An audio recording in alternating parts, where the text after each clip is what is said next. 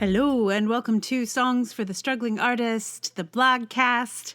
This is episode 250, and I am still vaccinated, and I will remain vaccinated. That's the thing. Once you're vaccinated, you're just vaccinated. Pretty cool. I'm not fully cooked yet. I have still some more baking on my vaccination to go. So I guess I'm not fully vaccinated. I have both of my shots, but not the full cooking just yet. So, almost there. By the time I record next week's blogcast, I will be baked. No, I won't be baked. I will be vaccinated fully. Anyway, today's blogcast is slightly less giddy than last week's. If you're looking for some giddiness, go back and listen to my vaccination post, because that's where the giddiness lives. In this one, not so much. But to keep you with me, I will let you know in advance that there is going to be an Australian song at the end of this blogcast. So maybe that's enticing. I don't know. So this one is it's called Remembering What Might Have Been. There was a moment there in the early days of last year where it felt like we could have had something different. And looking back at my posts from then, I see how we were poised on this needle of possibility. There was a funny kind of hope, a kind of excitement almost, that we could fundamentally alter how we do things. We could turn our weird dystopia of an experience upside down and have a transformed society. It felt like there was a moment where we could have canceled rent, could have saved untold people and businesses, could have paid folks to stay at home and created a space for a transformative moment in society. There was a kind of giddiness in the possibility, a grappling with our values and seeing how we could have a society that really cared for one another. I feel like it was close enough to taste. But of course, we didn't choose that way. We chose to go full dystopia and let 500,000 people die, many more to get sick or lose their homes or their jobs. It didn't have to be this way. But it's what we did. I can't say I'm surprised. I can get pretty cynical about our American default settings. What I was surprised about was how palpable the other way was for a moment. It was modeled by other countries, for one thing. There were many places that sent their populations home and paid them to stay there. There were places that swung into action in looking after its vulnerable populations. There were places that developed ways for the whole to look after one another, even in isolation. There were places that supported artists, specifically, knowing their livelihoods were decimated. Watching so many countries find ways to help their citizenry gave me a glimpse into a world where our lives might actually be valuable instead of disposable. It helped me imagine a kinder world, one that didn't require the claws and teeth of a constant struggle for survival. As a struggling artist, TM, I have long felt the strong undertow of Darwinian economics. It feels like my entire career in the arts is pervaded by the atmosphere of a herd constantly being culled. Life in the arts is a giant dance audition where you're waiting for your name to be called to see if you've been cut or made the cut. If you make the cut and survive to dance another round, you do not mourn those who were cut in your stead. You celebrate and dance another day. Many years ago, I remember one of my NYC theater company peers declaring that if there were companies folding, it was for the best because it cleared the field for those of us with survival skills. I pushed back on this at the time. I was concerned by the loss of our elders and how much the system favored the privileged and the young, to say nothing of the white and the abled. Survival of the fittest in theater often means the survival of the richest and most privileged. It doesn't make for good art. It doesn't make a vibrant community. Survival becomes a badge of honor, and the badge gets more impressive the longer you wear it. You either make it or you don't. And while we think of making it as the mark of success, it's also just, did you make it? Did you make it out of the scary place alive? Making it can just be getting to the end of the movie when so many of the other characters were lost. I sort of thought this was just an arts thing, but watching our various governments handle this pandemic, I've realized that it's everywhere. But now it's actually life or death. The arts feel that way, but you won't actually die if you don't make the cut. You might feel like you're dying and being separated from your art, but you still survive. In real life now, if you don't operate with a certain amount of privilege, you might well actually die. Those who fled to their second houses are living through a very different pandemic than the ones who continued to work in the essential and dangerous jobs. Those were the people who the culture deemed no big deal to lose. We certainly didn't pay them much better for the risks they were taking. Hazard pay was haphazard, and we lost a lot of people. One of the things I keep thinking about is something Zeynep Tufekci said in her article, 5 Pandemic Mistakes We Keep Repeating. She said, "The poor and minority groups are dying in disproportionately large numbers for the same reasons that they suffer from many other diseases. A lifetime of disadvantages, lack of access to health care, inferior working conditions, unsafe housing, and limited financial resources. Many lacked the option of staying home precisely because they were working hard to enable others to do what they could not, by packing boxes, delivering groceries, producing food. And even those who could stay home faced other problems born of inequality. Crowded housing is associated with higher rates of COVID-19 infection and worse outcomes, likely because many of the essential workers who live in such housing bring the virus home to elderly relatives. Individual responsibility certainly had a large role to play in fighting the pandemic, but many victims had little choice in what happened to them. By disproportionately focusing on individual choices, not only did we hide the real problem, but we failed to do more to provide safe working and living conditions for everyone." That's in The Atlantic, February 26, 2021. It is chilling to realize how ready to sacrifice others so many people are. This notion of personal responsibility allowed us to blame individuals rather than the systems that were killing off large numbers of people.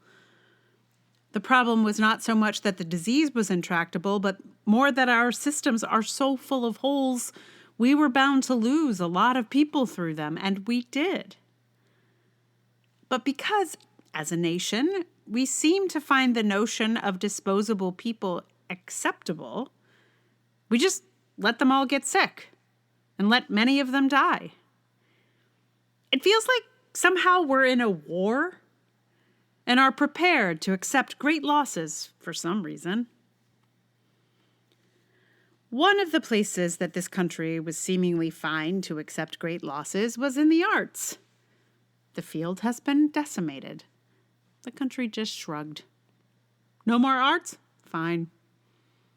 The performing arts have been closed for a year, and only the most established and supported of organizations, or the smallest and most nimble, could survive such brutal depletion.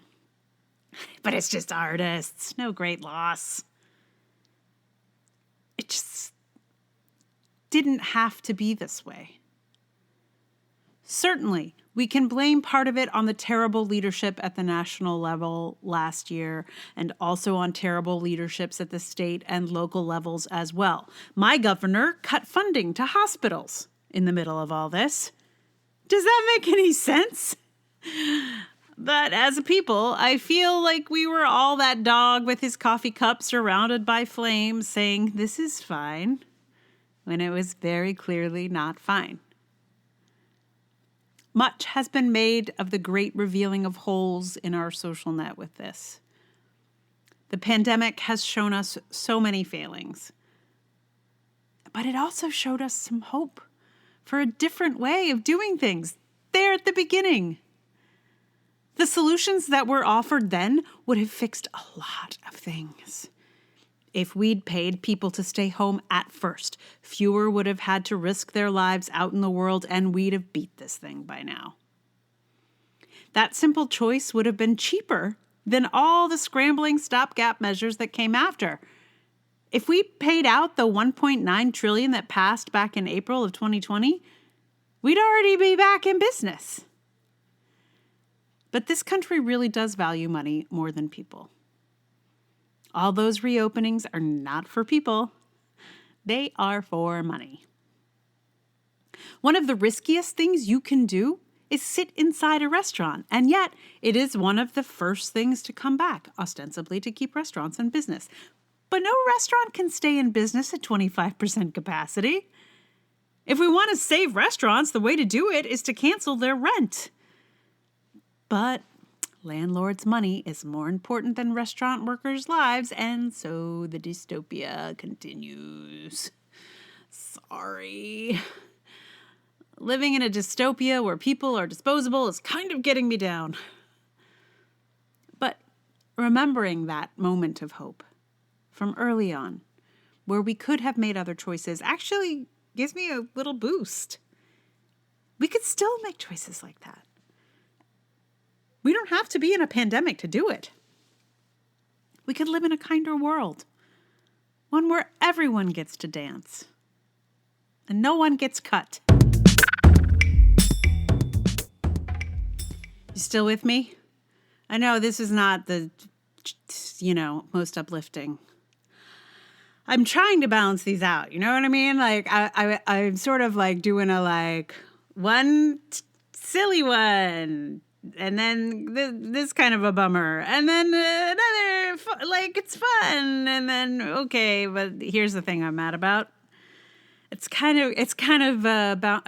bouncing up and down a little bit. I hope. I don't know. Does it help? Maybe. Maybe not.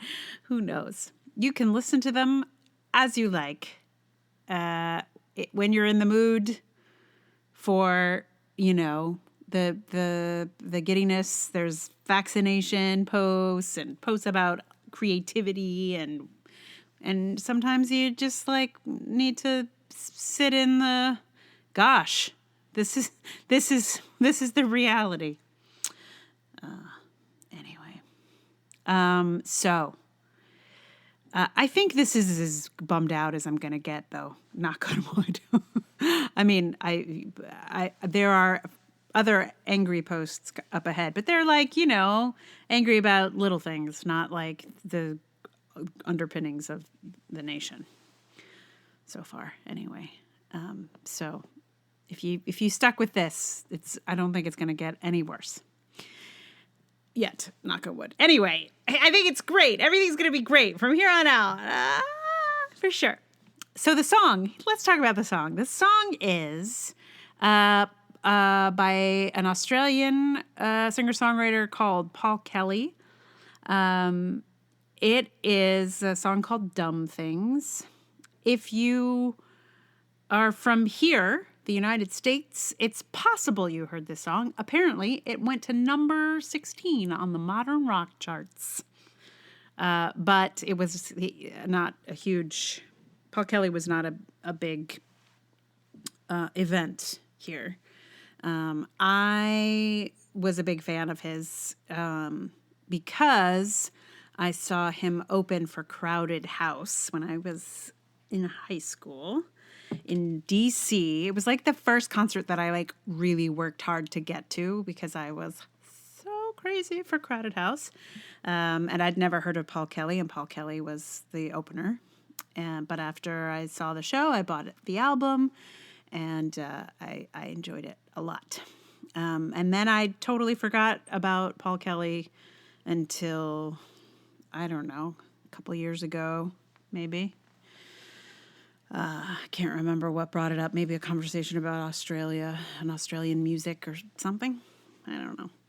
But yeah, I decided I wanted to like learn some Paul Kelly songs, this one in particular. And yeah, it's a song I'm going to play on guitar, which was actually really necessary. I hadn't played guitar in so long that when I first picked it back up, I was confused. And like the shape for a D is similar, a D on the guitar is similar to the shape of a G on the ukulele. So I was just I was a mess at first. So I feel like I can't let months go by without playing this guitar, or my fingers will not remember the correct, they will just get very confused. Anyway, so that's where I was like, okay, I gotta at least play this song on guitar. That was a moment where I was like, wait, these are easy chords. This should not be so hard. I think I would certainly be playing guitar a lot more if we weren't in the middle of a pandemic. The ukulele is more of a pandemic instrument, to be honest. It's cheery, number one. Two, it's small. And that is actually the main thing. Like, when I'm by myself, I can like go take the guitar and like play wherever. But like the ukulele is the instrument that really fits in here, where I record and do the thing. So yeah, ukulele, pandemic instrument of the moment. But I definitely need to make an effort to play guitar some more. Thank you for listening to the blogcast. If you like it, tell someone about it. Share it in the various places. If you'd like to support the podcast, that would be amazing. Patreon.com/Emily R. Davis, Ko-fi, PayPal, all those links are in the show notes. And any support is very much appreciated. And, just listening is really great. So thank you for that also. It's nice to have your ears on this situation. So without further ado, I will give to you Dumb Things. I had a little bit of a crisis with this song in that one of my favorite things about it is like the way he sort of drops down to a lower register for this line about doing all the dumb things. And so like I was having to sing it really high in order to drop down to the low. And then I realized like, oh, I shouldn't, like, it's just one line. So I let go one of my favorite things about this song. But it does actually really sound better. Because, anyway, it does. I tried it both ways, and this was the superior way. But if you would like to hear what I'm talking about, then find Paul Kelly, Dumb Things. And hello to all my Australian listeners. I think there are one or two of you. Hello. I forgot to say why I put this song here, aside from I needed to play a song on guitar, and this one is good for that. The other thing is that this song is really about like making the same mistakes over and over again. And I feel like that is what we are doing in this country. There's like lines about, seeing a train coming and not getting off the track. Like that's basically, the song is basically about all the dumb things we've done. Anyway, so that's why this is here. I mean, probably you would have worked that out on your own, but I didn't actually realize that was what this song was about when I started working on it. I just thought it was like, oh, it's a guy who does dumb things. And then I started paying attention to the lyrics. And I was like, oh, it's right. Just, making big old mistakes over and over and over again. So here you go. Enjoy. Paul Kelly's Dumb Things. Welcome, stranger, to the show. I'm the one who should be lying low. I saw the knives out turned my back. Heard the train come and stayed right on that track in the middle, in the middle, in the middle of a dream. I lost my shirt, I pawned my rings. I've done all the dumb things. Caught the fever, heard the tune.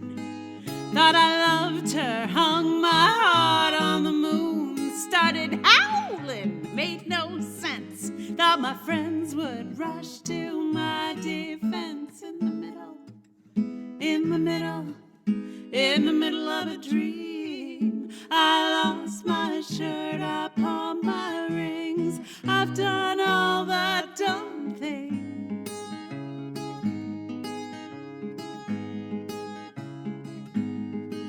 I get all your good advice. Never stops me from going through these things twice. I see the knives out. I turn my back. I hear the train come and stay right on that track in the middle, in the middle, in the middle of a dream. I lost my shirt, I pawned my rings. I've done all the dumb things. I melted wax to fix my wings. I've done all the dumb things. I threw